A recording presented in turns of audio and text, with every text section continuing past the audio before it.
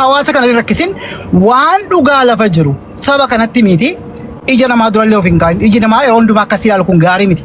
Nama biraa yoo dubbee koo yoo jiraate uummanni kun borna taazaba koo na ilaala koo rabbi dana danazaa koo habaasu bakka ani waan akkanaa kaayyoo kanaan qabu ani.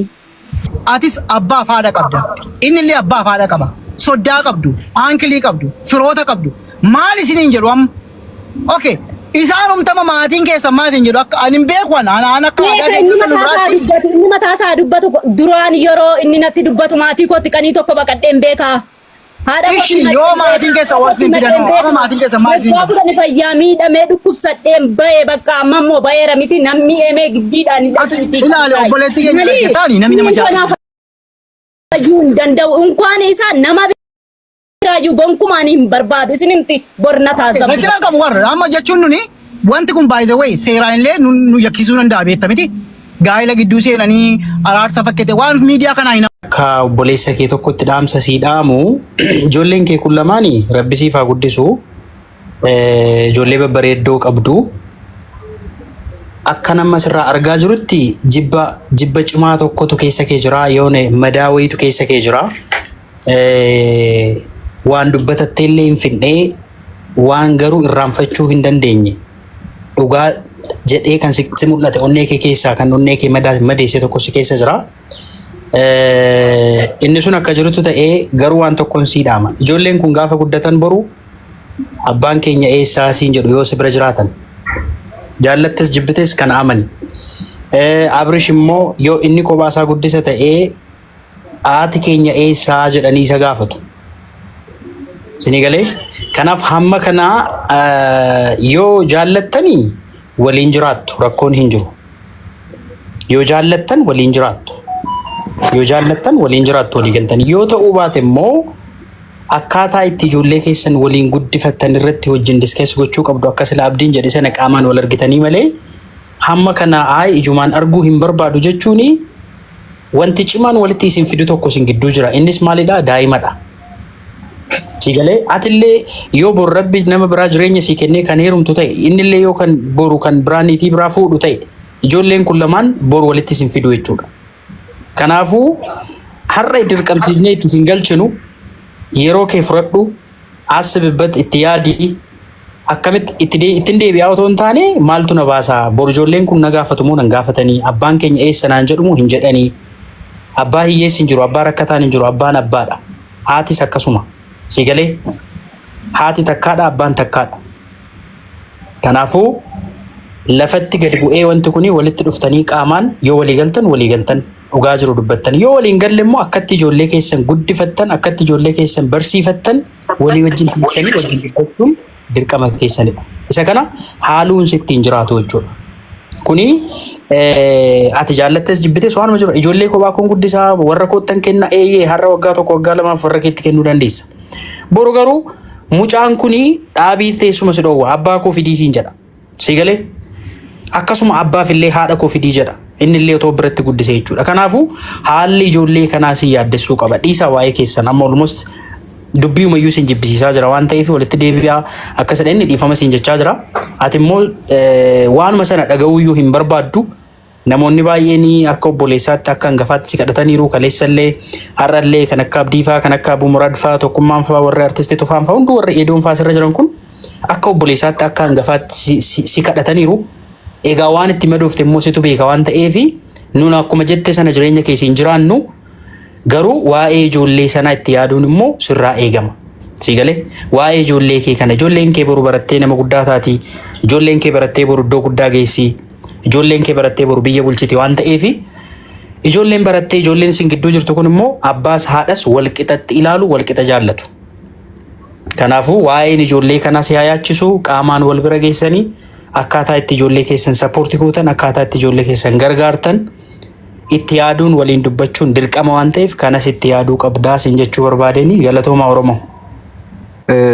Ani xiqqoo waa dabaluun barbaada yaada abdii sana irratti xiqqooti dhiifama naa godhaa hin dubbanneef harree dubbachuufanii filannoon abdii sun utuun gara yaadaatti hin darbiin baay'ee filannoo ani itti yaade keessaa tokko jechuu barbaadeetani kan inni waa sinnaallee nan fudhaa qaamaa walitti isin finne adda ba'uu ta'us walitti deebi'u ta'uusi daa'ima kee argitee deemuu ta'uusi qaamaa walitti sinfindee sin dubbannaa kanaaf immoo nageenya keetii fi waasiin ta'a waan jedhu kaasee abdiini yaada isaa sana baay'ee naa ta'e na miidiyaa irratti hin dhumu waan dhumu natti hin fakkaatu kan Abdii Geetaachoo jedhe jechuudha. Sun baay'ee naa ta'e sababni isaa itti deebi'uu qofaaf miti nama kana kan qaamaan itti wal argitee dubbattu. Seeratu jira aadaadhuma Oromootii duudhaatu jira akkaataa adeemsuma jiruu keessatti waliin jireenyaa keessa waan jiruu fi nama tokko teessee waliin dubbattee wal biraa galtee waa walii galtee wal biraa galtaa jechuudha.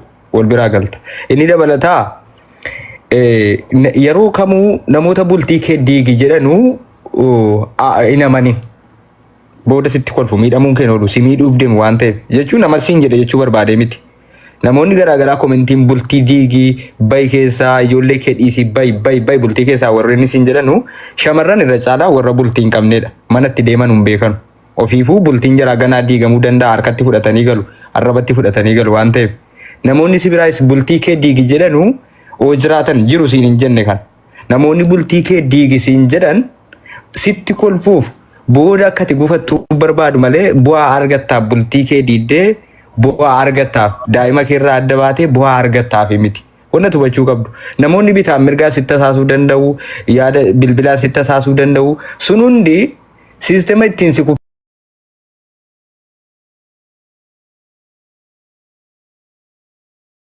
kuffisitti kolfuu barbaada malee siistema ittiin ijoollee kee guddifattu hin barbaadu. Yeroo kanatti namni sitti himuu qabu akka ati daa'ima keetti deebitee daa'ima kee guddifattu ta'uu qaba namoonni sitti himan. Namni kamiyyuu jechuudha. Sigalee isa kanaaf ati yaada Abdii Geetaachoo sana itti deebi'ullee dhiisi itti deebi'ullee dhiisi. Abdii waa sinaa sirraan fudha jedheeraa hin fudhataa. Namni biratti si tuqu hin jiru. Deemiitii biyya keessa jirtaatis beekamaadhuma.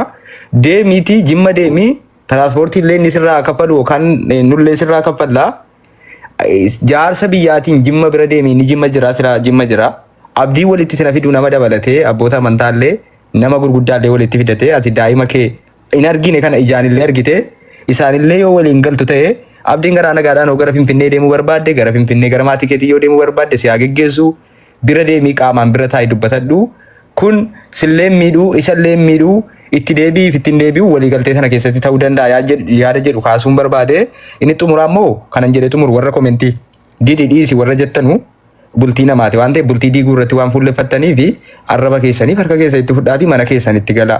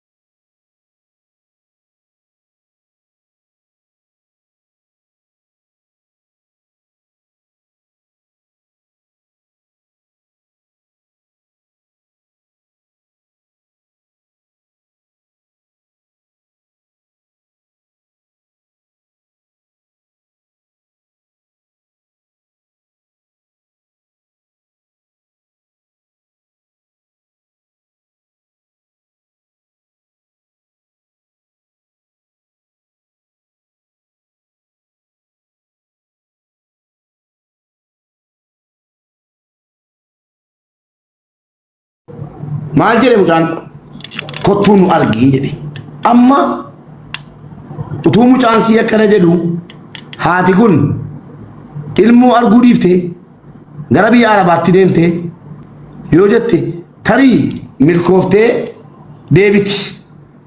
Yookiin akkuma janaazaadhaan garaartu ijoollee durbaa warri du'anii reenfi jala isaatiin hanqaan wanni adda adda baasu hin jiru tokkuma hundinuu dubartiidhuma. Akkatti galan hin beekan. Niitii koo akkatti ilmaa keetti galtu hin beektu. Boriin gaabbita. Fayyaa wal arguu jira. Du'aa wal arguu jira. Carraa bareedaa ilmaan kee hoggaa lama raakataatti arguudhaaf carraan kun carraa bareedaadha. Kanaaf ilaa ammas namni giddiin sheekni giddiin qeesiin giddii araaraan isin jedhu jiru. Carraa kanatti fayyadame ijoollee kee argi yoo rabbi jedhe deebitanii wal argitu si seenaa ni mucaan kee boo'e sun waraabamee olii gad deemaara. Ijoollee kee carraa kanaan argiti feetu didi feet araarame. Kanuma fazakkar jechuun maafi.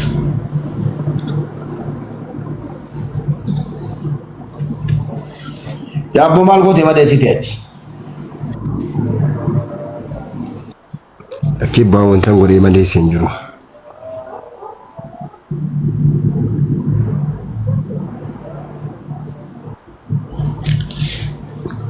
Haasa'u sagaleen koo jira.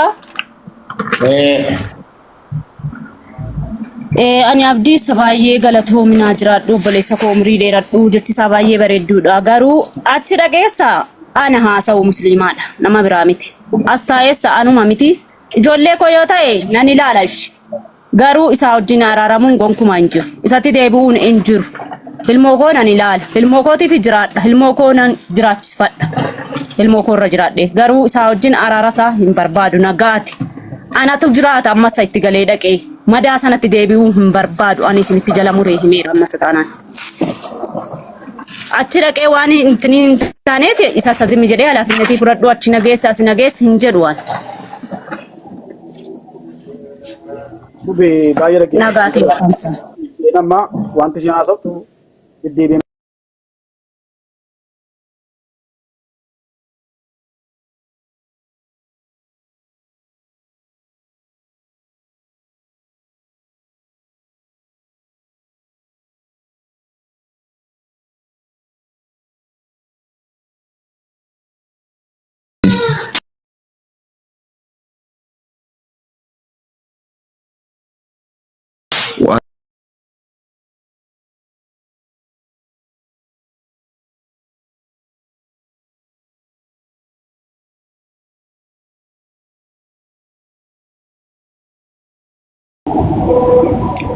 Jiru markaa footee garuu tun jecha ankotu muree gar tokkotti deebi'ee anis keessaa yaada koo daaddeef gaarii jalqabaa kaasee waan keessa jiruu fi anis yaada mataa kootu daaddeef gaarii.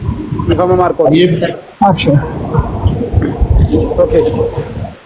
Ayyuttiidhaanii fi ani kalmaa kan dubbadhu abdiini wanti nu dubbate hundi keenya irratti olii galleerraa yaada poozitiiviidha. Dhugaadhama wanti kun namni dhaqiitii abrishitti deebii namni siin jedhin jiru. Wajjiniin taayaasayitii yoo sitti fakkaate fuuldura irratti wanti gattaamee jaarsi haasee abdii yoo sii kenne itti fufta. Yoo abdiin siin kennamne yoo wanta jaarsi siin jedhe teessee fudhattaadha kan dura jedhame abdiin already keessaa baay'eera waan ta'eef sana deebinee dubbachuun barbaachisu. Angaruu waan tokkoon dhaamsan siidhaa bara dhaggeeffadhu. Abrishiin ijaan arguun qabu natti jettu dogoggora guddaadha. Ijoolleen kee jaallatan yoo ta'e ijoolleen kee abbaa isaanii barbaadu fedha abbaa isaanii hawwii abbaa isaanii akkuma haadha isaanii jaallatan abbaa isaanii jaallatu. Bor ijoolleen kun akka isaan abbaa isaanii argine gochuuf deemaa jirtati. Tokko kan jala mureessitti maan dhugaan jiru. Biyya nuti jiraannu kana keessatti abbaadhaaf haati wal dhabuu danda'u. Waan irratti waliin galle qabaachuu danda'u. Waan tokkoof garuu yeroo hundumaa irra darbanii miidhama isheenis miidhama ishee irra darbite innis miidhama isaa irra darbee sababa ijoolleedhaaf wal ergu walii bilbilu waliin maraatu.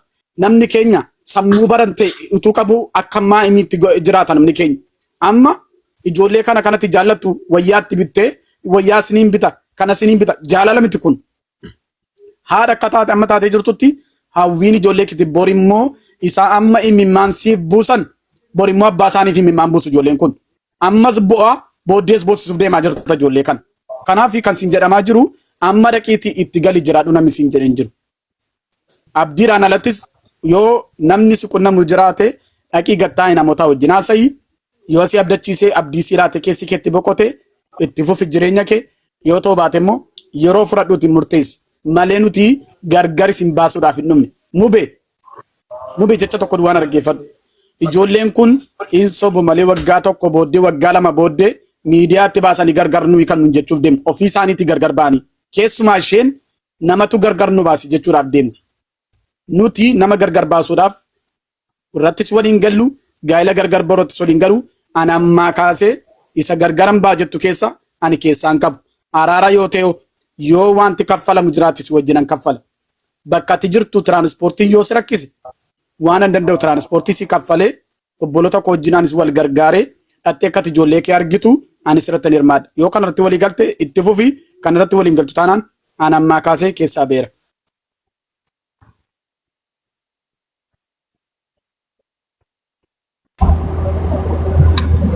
Akka isheen jala murtee akkasiin godhu kan jechaa jirtu abdiin si dubbateera.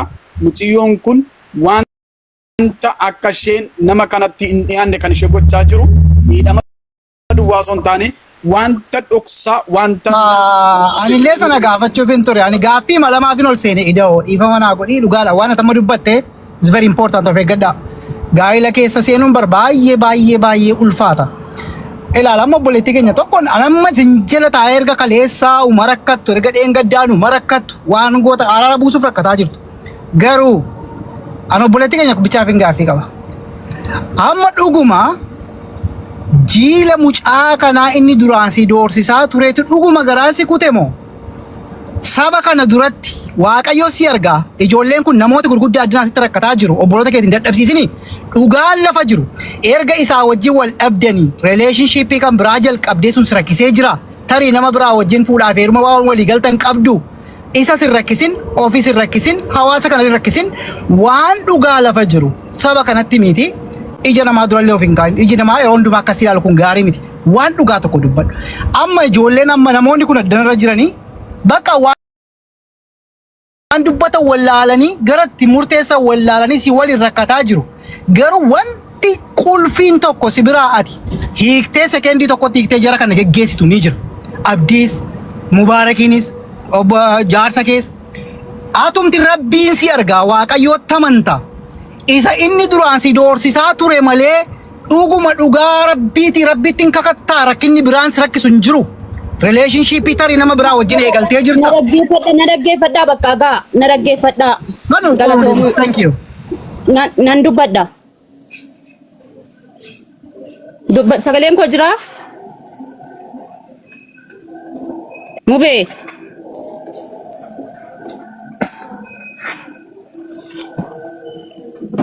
Sagaleen kee hin jira bara. Adara gaafii kana hubadhu shi like waanuma waan naan taane irra maaliif isin miti koo ana wajjin jiraatu kana maaliif obboleettii keenya geeffannu hin fixaa wal ofaan naa deebista. Maa yoo heerumessa ko nama biraa yoo dubbee koo yoo jiraate sa ummanni kun barnataa zaba ko na ilaala ko rabbi dana danazaa ko habaasu bakka ani waan akkanaa kaayyoo akkanaa hin qabu ani. Okay. Raashi yalla inni ምን እንደዚህ አይነት ሀሳብ So amma namni kun atun tamma gaafa yaadu duraan egaa hawaasni isin hin beeku namni isin hin beeku dhugaadha duraan miidhamaa turtee miidhama kee rabbi isin argaa uummatis argee jira. Amma dhuguma mucaan kun lammata yookaan abbaan manaa kee kun dhuguma hawaasa kana dura taa'ee akkanatti si kadhatee hawaasi si kadhatee dhuguma kana booddee hin jiilu. Atuma dhuguma namni kun amala waggaa kudhanii argee anatu beeka hin jiilu waggaa kudhanii taa'ee anatu argee. Mo akkasumatti isuma jibbitee kan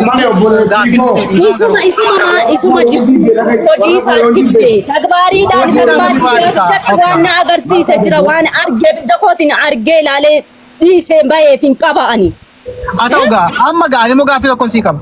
Ishi hawaasi kun illee gaa warra miidiyaati namnoonni kun hundumtuu hawaasi kun na wajjin hin jiraatu ko hawaasi kun na wajjin hin jiraatu gargaarraa si duuka jirra jedhe malee mana keessa dhaqee galee na wajjin hin jiraatu. Dhaamsa tokkoon sitti maal dhaggeeffadhu. Amma fakkeenyaaf hin beekta uummata Oromooti. Oromoon biyyatti dhugaa rabbi abbaan keenya haadha keenya reebanii yoo barbaanne obboleettii keenya reebnee moggaa hedduu wajjin jiraatanii majaalaa wajjin jiraatu. Kana jechuun jaalala hin jiru jechuu miti. Dhugaan hin jiran. Namni haadhi isaa abbaa isaa hin reebin guddate hin jiru. Hundi keenya aadaa akkasii qabna. Narratti baganaa ba'a. Egaa dhaggeeffadhu obboleettii keenya. So atamma atis abbaa fi haadha qabda. Inni illee abbaa fi haadha qaba. Soddaa qabdu, aankilii qabdu, firoota qabdu. Maal isiniin jedhu amma okay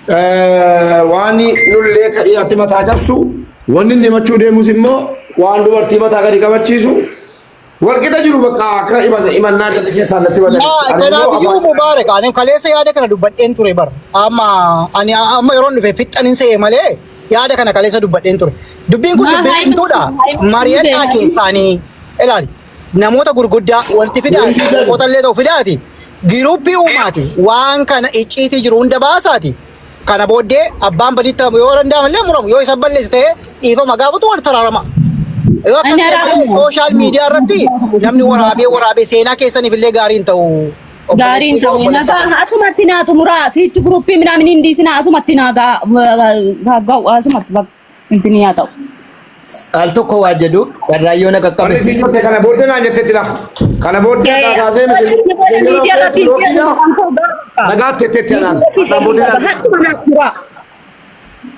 Mubaarak kayyutti akka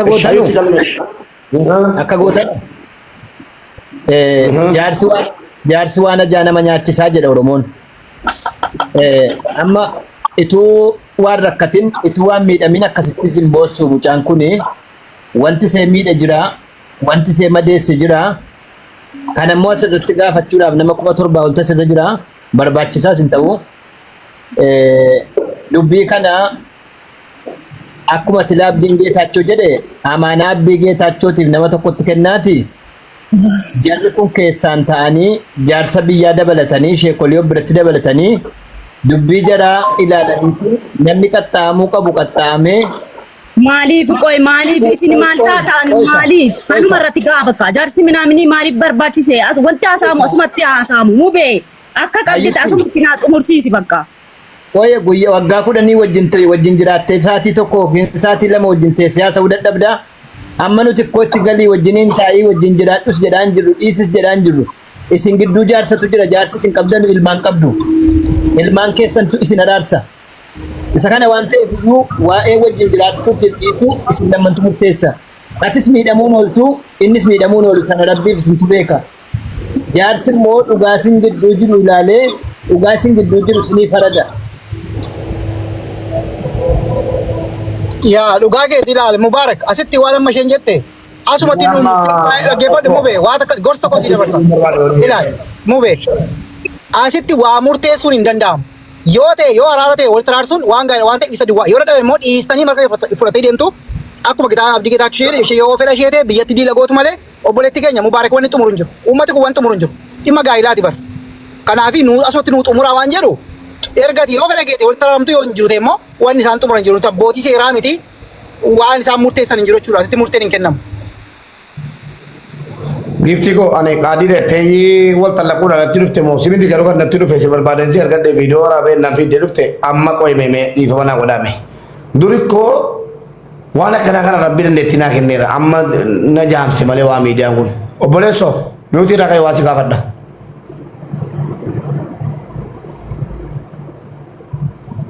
Obboleessa koo. Abeet. Nama daa'ee lapheen na cabeera. Madaa garaan baane natti ta'eera. Nagaheera.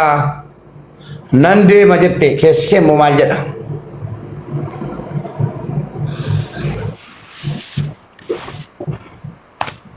Ilaal jilbeeffadheen kana taana. Dhaggeeffadhaa. Yaa uummataa. Yaa ayyuu. Yaa kabajamtootaa. Muka jiggeetti qottoo danata jedhanii. Haa ta'u nan fudhaan. Balleesseera. Ittuun keessoo qotti beeku balleesseera. Sin jaalladhaa. Yaa museekoo. Adaraa. Biyya laa deemanii ka'anii zorbal jechuun hin ta'u garaa kana garaa natti jabaata muslima maali itu ilmoo walirraa hin argatiin jechuudha biyyatti si ergee jennaan itu mucaa tokko hin argatiin abbaan kee achitti si hambisanii jennaan birdilibsii lama gurgureen biyya hin beenne si yaafadhe dhaqee mitii kanan si fudhee deebi'e yeroon si fudhee deebi'u immoo wantan sirraan ga'ee jira wantan sitti balleesse jira Wantani badichi masirratti balleesse jira. Yoon balleesse raadhe immoo dhiifama. Kunoolaa jilbeenfadheensi kadhataara. Adaraa ilmoo keenya adaraa jaalala isii durii adaraa jaalala isii dur akaa'ee nyaannee waliin jiraataa turre. Adaraa isii biddeen gogaa daphoo barbareetitti nyaannee bulaa turre. Adaraa isii gaafa sharaa afannee sharaa uffannee rafaa turre. Isii gaafa sharaa afannee sharaa uffannee warri Badruu Muusaa anis akkasan ture jedhee nu gorsaa ture. Adaraa jetti nun jedhee nu gorsaa ture. Yaadadhu ilaa sin kadhataaraa dhiira maaluu ta'u abbaa manaa keetii anis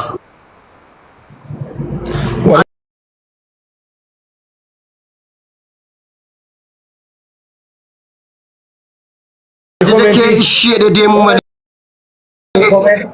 Yallam koy. Dubbadha ture. ajaja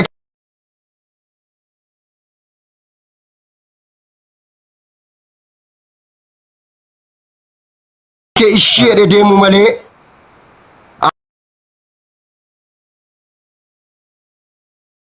atu beetta ajaja koo fudhattee kanatti isheetti deemte jira hin jiru dhiisii. Anisuma kanatu of keessatti liqimseetanii kanan si jaallataa jiru. Hamma persentii 50 jaallattu an 100 si jaallataara dhiisii. Maaluu natti balleessitu an ammas sin jaalladha dhiisii musliima. Adaraa ilmoo keenya adaraa abbootii amantaa kana jala jiranu adaraa miidiyaa kana adaraa musliima an baddanuu wanta sitti balleessa hin jiru.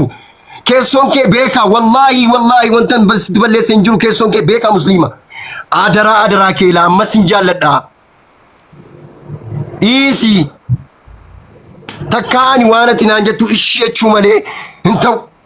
Gattaa siin jedheen beeku musliima. Dhiisi. Badiin kana anaaf si gargar baasaaru wantan kanarii ga'u keessoon kee wallahi beeka kanarii si ammeessee si hadheesse wanti tokko hin jiru. Waan biraa yoo jira ta'e haa ta'u kottu sin jaalladhaan. An abbaan manaa kee inni sharaa si wajjin uffatee afatee bulaa ture. Mubaarik. Sin jaalladha laa jilba qabeensi gaafataara laa jilbeeffadheensi gaafataara. Ati dubartiidha an dhiira laa jilbeeffadheensi gaafataara. Mubee an tokko fa'i. Mubee qo'an tokko. Yaada si taa'e Abrish ana abdiidha kan dubbataaru. Waan jettu qabda. Taa'e Abrish. Mubee fa'i. Waan jettu qabdaa kanarratti ati yaayyutti waan isin kadhate kanarratti. Kan koon fudhatamu filaafi namni koo waan ani hin jedhu jira. Ani waan sitti waan ati natti himte ishin jedha malee takka waan ati jettu dhiiseen beeka. Bayee dubbadhu ani sabaasee firritti godhee dubbadhu. Jechuun si kadhateera kadhaasaa kana fudhattee asaan danda'ama madda gafii honoo sila minoor ነው ofii gatii hirkoo ta'ee gatii jiraadhuufi himduu akkana chukoo miti akkana chukoo miti mubee akkana chukoo miti yan gatii danda'uufi afaan isaa gatii danda'uufi Musliima ta'ee nan kadhatu beeka Musliima dhaggeeffadhu mubee Mubee yaada gabaabaan kennu. Oy abdi Musliima abet Ogana so sakandi ko nasa. Madagafian ilma namaa dhaggeeffadhu ay baalim dubartii miti yoo haadha koo qabrii yaa kaatayyuu hin fudhu jecha kana. Madagafian ilma namaa rabbiin qofa. Tokko jedhee qabadhu. Akkasii jenne faa inni akkas jechuu qaba. Dhaggeeffadhuun fudhattaa fudhu. Nanjala gatii ta'ee bitaan ani gatii ta'ee mubee gatii ani ta'ee akkana to biraa tataanani dhaggeeffadha siin dhaggeeffadha. Dogoggora ishii dhaggeeffadhu. Fudhu liqimsiisaati. Madagafian ilma namaa rabbiin qofa. Wallahi abbaan koo madagafian woobiti haati koo madagafian woobiti. Riskii isaatiin uumame an itti deebii balleessee tasii jedhaan jiru arraba kee eeggadhu yeroo haasoftu keessa. Sammuun kee immoo gatiin biyya lafaatti deddeebi'ee hojjedhuuf natti hirkatee mucaan kun nakarataa jira yoo jette ta'e dogoggortee madda gafiyaan ooyi madda gafiyaa isaa kafnitee fi natti jette siifuu madda gafiyaan kee rabbi riskii ati ittiin dhaaddatu kana rabbi hadha sirraa kutee ammuma shalaluu dandeessa kanaafuu kanaan hin dhaaddatiniiti jechuu gooti miidhama qabda akkanatti batte taanaani akkanatti batte taanaan miidhamteetta garuu jilbeeffatee si jedhataa hin achi deemuuf hin jenneen an dogoggoruma sileessu banas taa'e lamuun jedhe ishee hin jedhamu ishee boletti dhiirtii Mubee waa dubbadhu. dubbadhaa Waa dubbadhu. Abrish gaaffii tokko si gaafadhu. Ana abdiidha. Abrish. Abeet.